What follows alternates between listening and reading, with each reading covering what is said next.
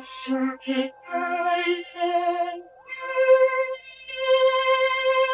the CircuitPython Parsec today, I wanted to talk about creating a Starburst animation pattern on the Trellis M4.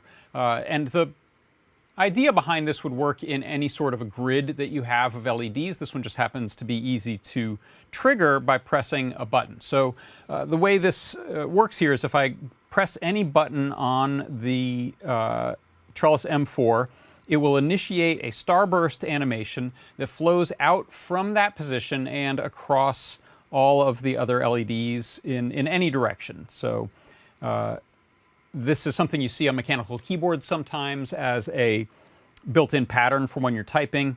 Mine won't initiate multiples at a time. I'm just doing a single one at a time to keep it simple.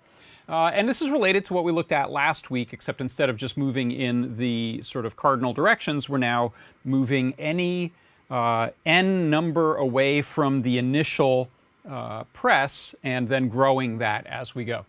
So in my code, you can see here, I'm importing time and I'm importing the Adafruit Trellis M4 library.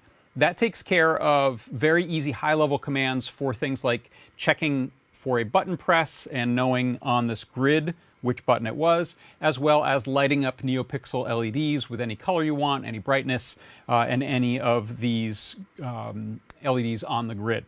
So you can see here we have an 8x4 grid, 8 horizontal, 4, and this is the 0, 0 point up here in the upper left corner. That's the origin.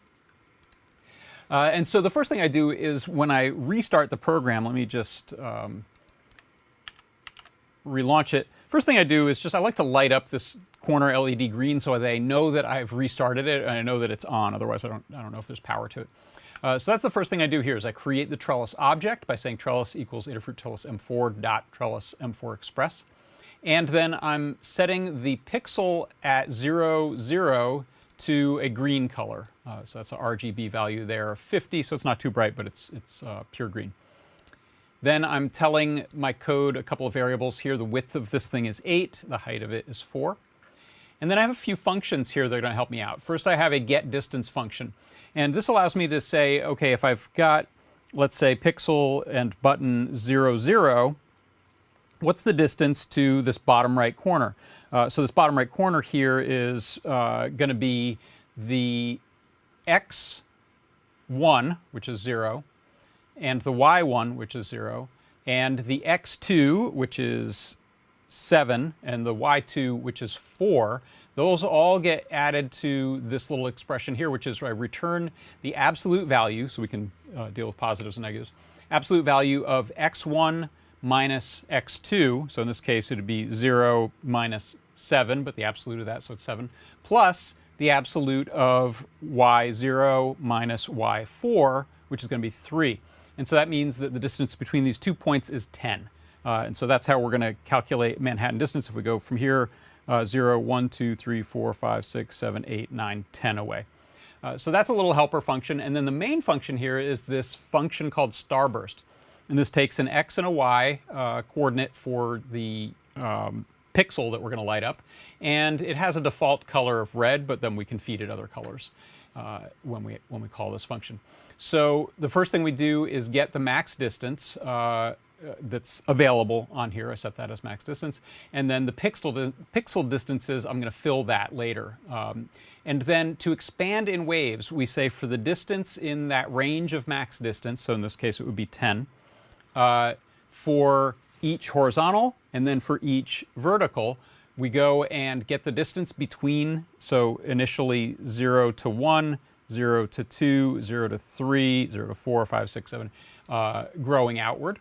And then we light that pixel. So if that distance is within the distance away, so I'm not trying to light up pixels that don't exist on the board itself, pixel distance p, x, and py is equal to the distance. Then we dim all of the previously lit ones. So as we march forward, we set the brightness value in hue or in RGB of the previous one a little lower. And I'm dividing that by 3 just so that you can see it fade a bit, but it isn't too slow. Once we've figured out what all of those calculations are per pixel, we just say trellis.pixel px, py, so whatever coordinate that is, give it the faded color that we should be. And then have a small sleep in there.